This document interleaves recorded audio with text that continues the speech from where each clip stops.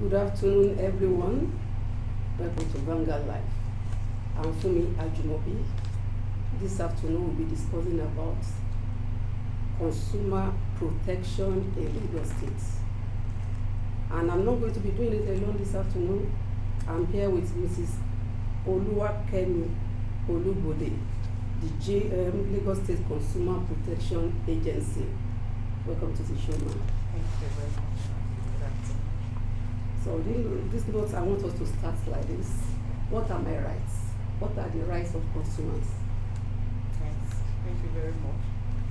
Well, the United Nations has recognized some certain rights, and the rights are regarded as consumer rights. And the rights include the right to choose, the right to know, the right to be informed, the rights to satisfaction of basic needs, the rights to seek redress, the rights to consumer education, and the rights to healthy environment. Those are the globally accepted and recognized consumer rights. And we are set up to promote and protect those rights according to the provisions of the Consumer Protection Law of Lagos State 2014. For some time now, I've been seeing in the media where last Copa, Yes, that's you the go to application. store and see some goods, and is it only goods alone that you deal with? No. We deal with the law. The consumer rights involve purchase of goods, and when a person wants to access a service and you're not getting satisfaction for yourself. So we are not limited. But essentially, the Monitoring and Enforcement Department of LASCOPA has the responsibility as provided in the law. The law says we have the mandate to ensure that hazardous products are not marketed, that are not placed in the market. That is, we should ensure and prevent the marketing of hazardous products. So in view of that provision of the law, the Monitoring and Enforcement Department goes out to monitor what's on display in markets, supermarkets, and other retail outlets. And in addition to that, we also go to eateries, that is restaurants, we check what is happening there. So, and essentially, because of the nature of Lagos, they have a lot of places to visit. So the department does have that responsibility to go to the markets on a daily basis to find out, to check on products that are on display. With all those activities, seizing some goods, maybe removing fake products from stores and eateries, how many of them have been prosecuted because of that? Well, the law says we should prosecute offenders. In addition to that, section 16(1)(d) of our law empowers us to impose a fine. That is to not necessarily to make the offender pay compensation for their negligence. That is for their neglect of their duty of care. So we have that option apart from the imposition of fine or imposition of jail term as provided in the law, the fine of 500,000 or 750,000 depending on the circumstance of the case. The law also says severally, in fact in two parts of section 16(1) of our law, the law says the offender, the person that the hazardous products are found in their custody, has a duty to pay, can be made to pay an amount to the depending on the person who is the complainant. It can be the state, it can be the local government, it can be the agency or an individual. So we've been doing that. Yes, the law empowers us to make the person pay like a fine. As a matter of fact, when we are the ones that find out the expired products, the person will pay to government. There is a code that has been given to the agency for the payment of such fines, that is consumer protection fines. So they pay to the Lagos State government.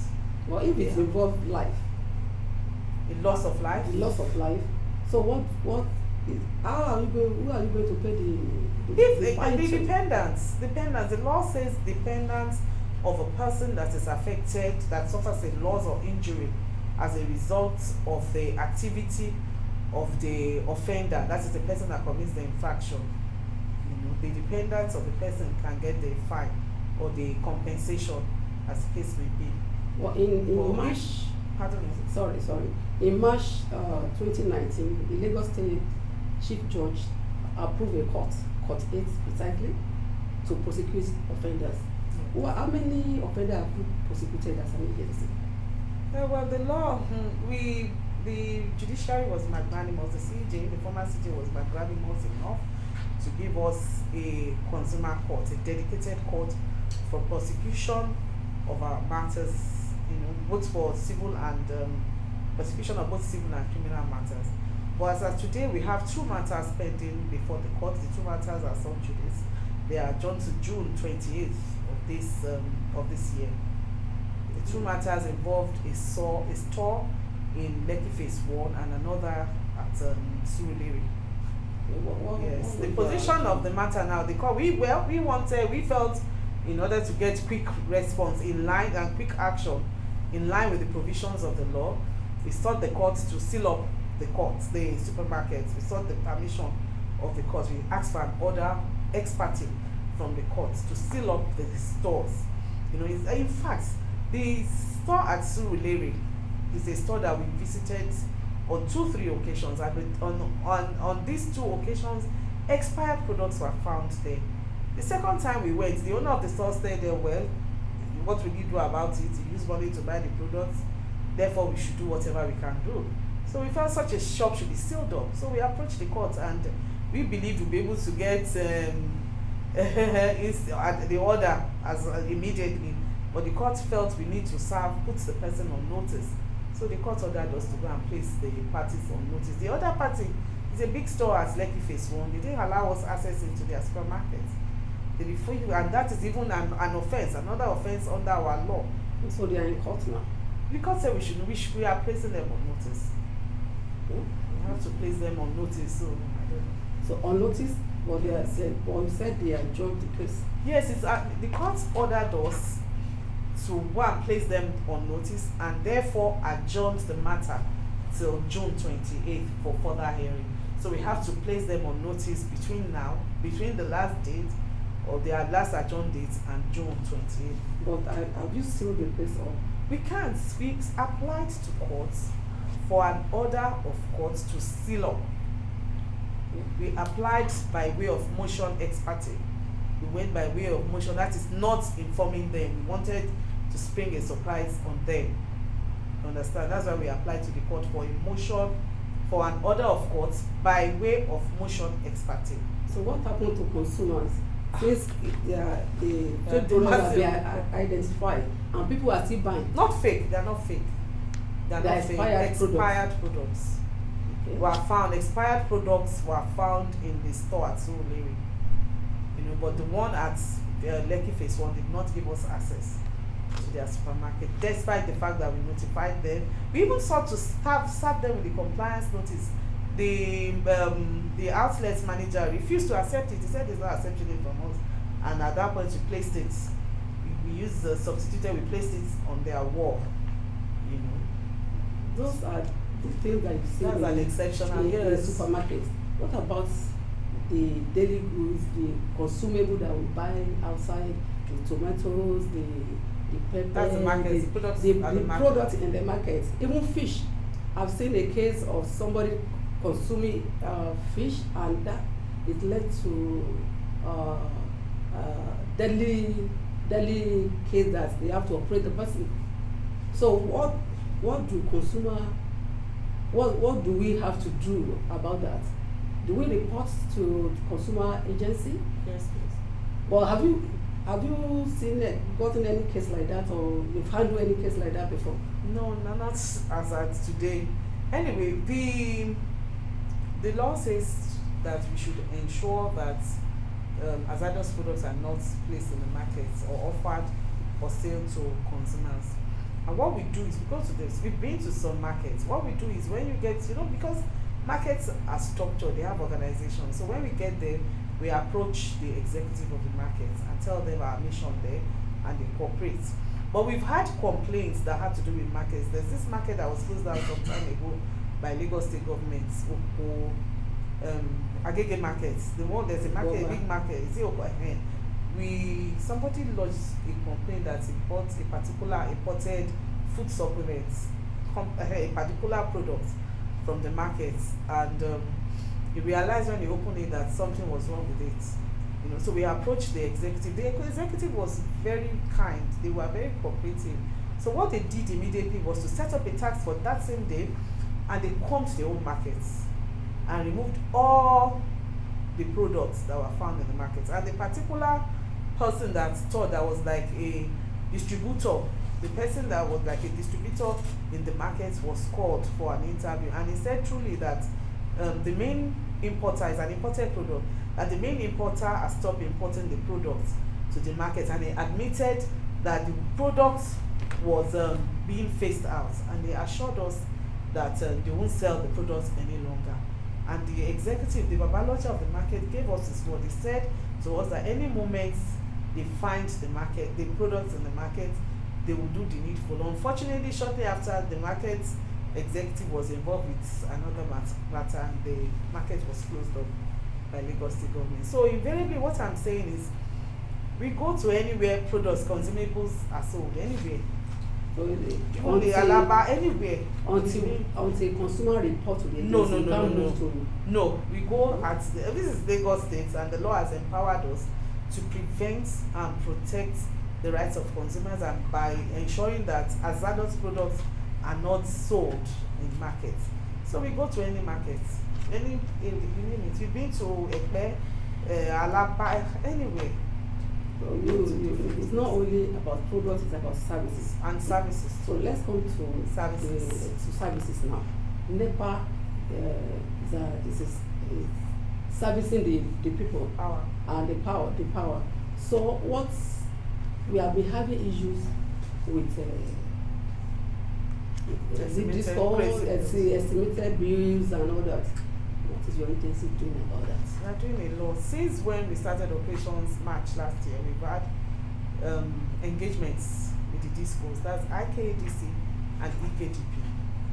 There is no day we don't receive a complaint on them, and we have identified some senior officers there that had addressed the complaints. And we discovered, actually, we had a party with them last year, the two DISCOs, and we had one recently with IKDC, because we realized they have not resolved a lot of their matters. We had a long list of matters with IKDC that are a lot of matters that are ongoing. So we decided to invite them to have a party, an engagement with the complainants, and at the party, like I said before, we had representatives of communities, and we had individuals too who are present with complaints.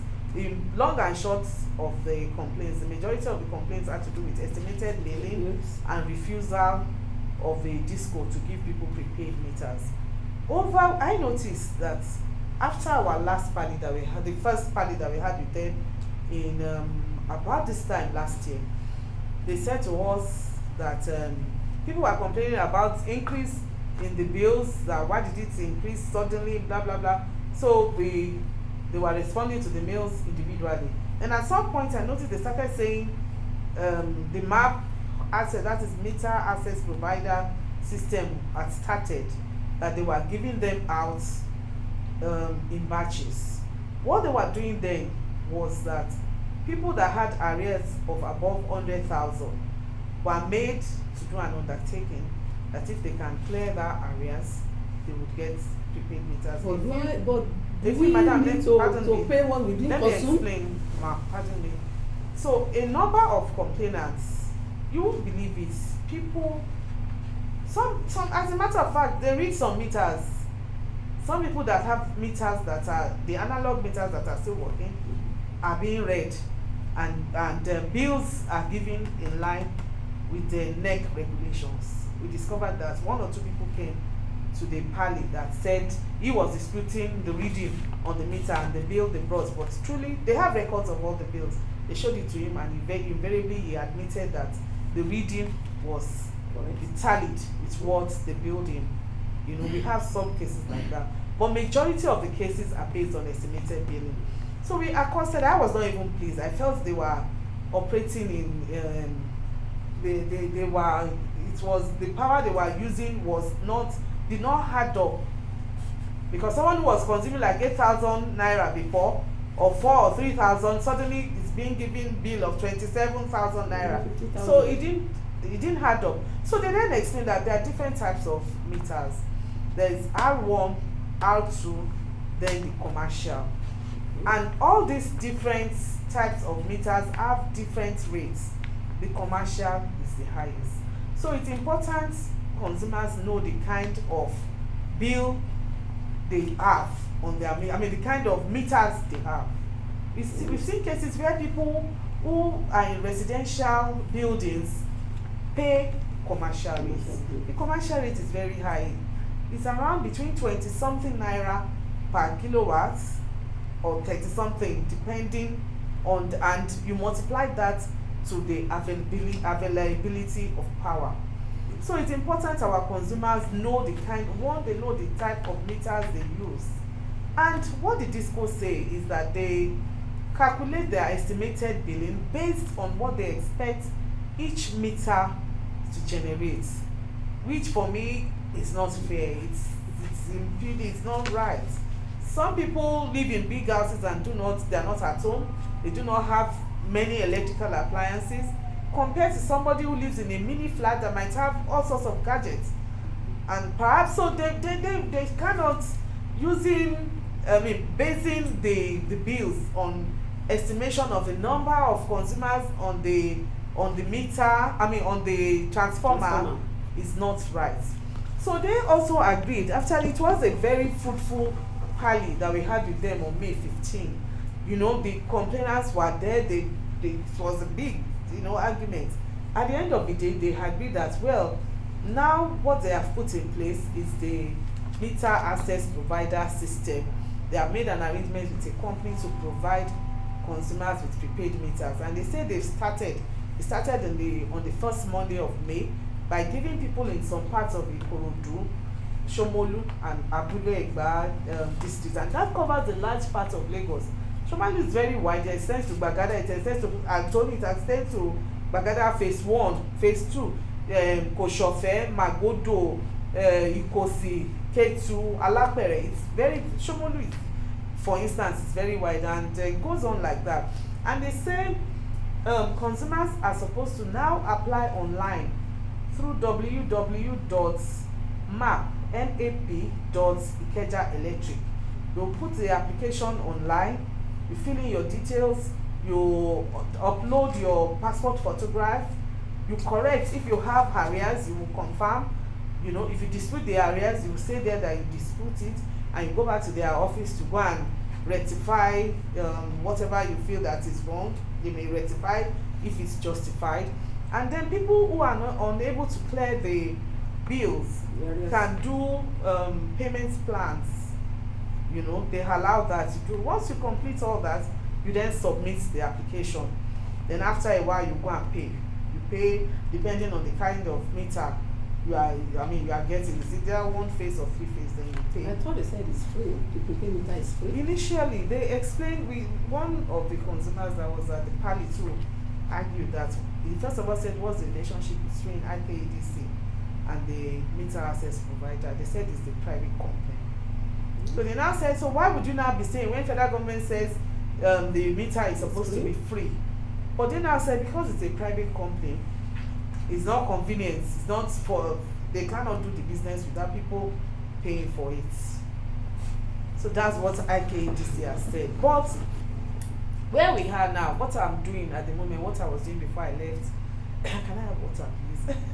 What I was doing before I left my office is to look at, in order to review, we have to review, the matters we did and contact consumers. Unfortunately, our people will lodge complaints, they won't get back to us. We have to be pursuing after them. We've observed that. So what we are doing is to differ back to the complainants to find out how far they've gone with the process of applying online. We want to know whether it's genuine or it's just an afterthought. If we look at and then we compare the statistics, If truly people are accessing prepaid meters through the online application, that's good. But otherwise, to be candid, if we realize, unfortunately too, if we realize that it's not true, we might have to go the way of litigation. Let's come to enforcement now. Yes. Like you rightly said that you went to some supermarkets and stores to see some hazardous goods. Yes. Do you do it alone? Because you need in enforcement you need other agencies. How do you go about your work? Okay, we just had an approval from task force. That's the Lagos State Task Force. That the chairman just approved our request for backup. So they've undertaken, they've agreed to go out with us. But either two, we've been doing it alone, and God has given us the favor for it to be successful so far. But we have an arrangement now with task force, so they'll give us police backup when they need arrest. But may I tell you that what we have realized in the last 1 year that we started operation is that many times when we catch people, that's quote and unquote, with expired or spoiled products in their supermarkets or markets, they cooperate.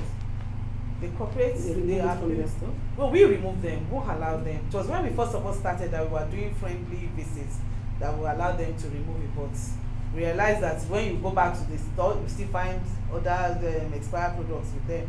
So what we do is to remove them ourselves. We remove them. We have a lot of the products, some that are some are still with us, we remove them. But now we've started going the way of prosecution, or making them pay some compensation or a fine for and they plead. Nobody has, except the few cases of the two cases that we have in court where the man said, we can do whatever we want to do, that use money to buy the products, except those agency, what do you tell the consumer outside?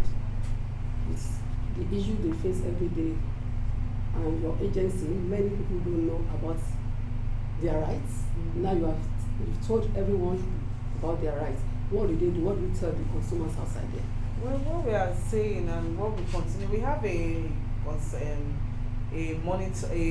consumer education department that has the duty. They go out every day or every other day to sensitize people, to let them know they have consumer rights.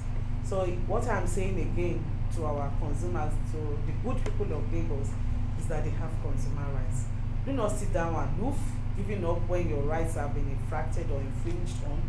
You have rights. You have a right to enforce your rights. You have a right to seek redress. Please come to us. We can seek redress for you, and we are doing it. So far, some people have been coming to take advantage of our free service by coming to lodge complaints with us, and we redress the situations for them. But I'm using this platform and this opportunity again to tell people that they have consumer rights. Do not sit down aloof. Do not sit down giving up. Come and enforce your rights. Come and lodge a complaint with us, and we'll seek redress for you. Thank you, and that's the show. Thank you, Ms. Olubode, for coming to the show. Thank you very much.